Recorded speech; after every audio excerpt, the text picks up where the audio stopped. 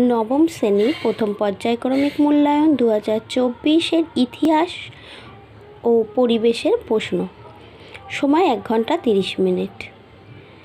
একে আছে সঠিক উত্তরটি নির্বাচন করে ক্রমিক সংখ্যা সহ সম্পূর্ণ বাক্যে উত্তর দাও। এখানে 1 নম্বরের 10টা প্রশ্নের উত্তর লিখতে হবে। দেখো এখানে এই পেজে আছে 4টে প্রশ্ন, পরের পেজে আমাদের আছে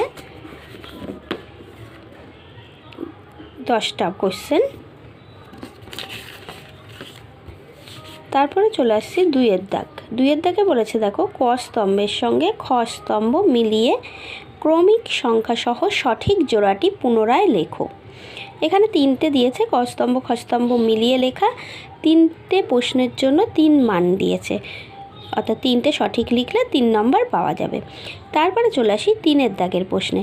এখানে বলেছে একটি বাক্যে উত্তর দাও। এগুলোরও মান 1 করে 3টে লিখতে হবে। 3টে প্রশ্ন দিয়েছে, প্রত্যেকটির মান 1 করে। তারপর চলে আসি গ বিভাগ। গ বিভাগে 4 দাগে বলেছে 2টি অথবা 3টি বাক্যে নিম্নলিখিত প্রশ্নের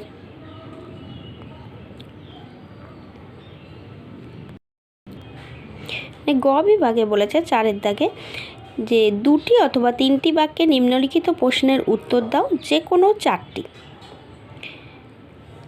প্রত্যেকটার মান 2 করে। 4টে প্রশ্নের উত্তর সঠিক দিতে পারলে 8 নম্বর আমরা তুলতে পারবো।